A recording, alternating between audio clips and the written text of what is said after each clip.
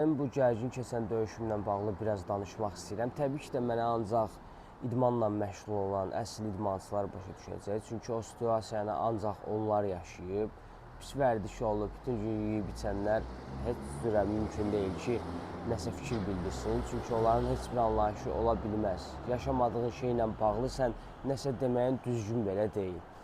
Uşaqlar, təsəvvür edin, 3 raundluq döyüşdür. Döyüş birinci raunddan 3-cü raunda qədər pressing eləmişəm, ayaqlarda işlə, çoxlu zərbələr at, dəqiq zərbələr at, amma nəticədə sənə məğlubiyyət versinlər. İdmançıyıq, başa düşürük ki, idmanda həm qələbə var, həm məğlubiyyət var.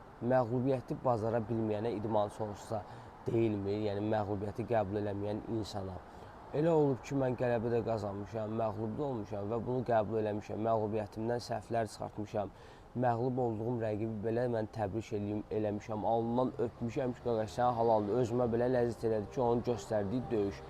Amma dünənki döyüşdə hər şey tamam başqa cür idi. Söhbət burada bilirsiniz nədir uşaqlar? Yəni, əziyyət çəkirik, haqqımıza girirlər.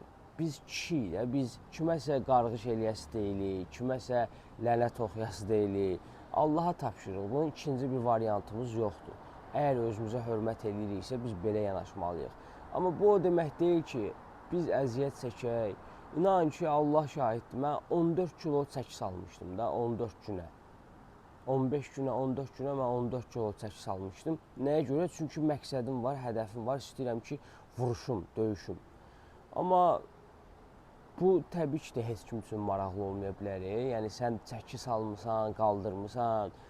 Əsas odur göstərilən döyüş, amma göstərilən döyüş də göz önündədir.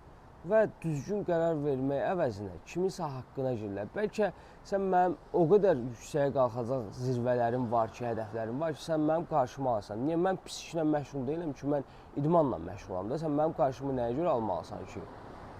Allaha təvəkkül, Allaha çox şükür edirəm hər bir günə, hər bir saata, saniyə. Çünki məğlubiyyət və qələbə ondandır və o da bilir ki, bizi hansı yerə çıxartmaq üçün hansı sınaqlardan keçirməlidir.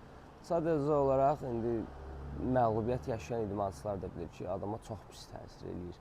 Sən bu qədər əziyyət çəkirsən, amma sənin haqqın olan şeyə başqa cür yanaşırlar. Amma mən sözümün canı odur ki, uşaqlar, mən motivasiyadan düşmürəm, siz də düşməyin. Daha da yaxşı, daha da əla olub hər şeyi hamıya sübut eləmək lazımdır. Uğurlar uşaqlar.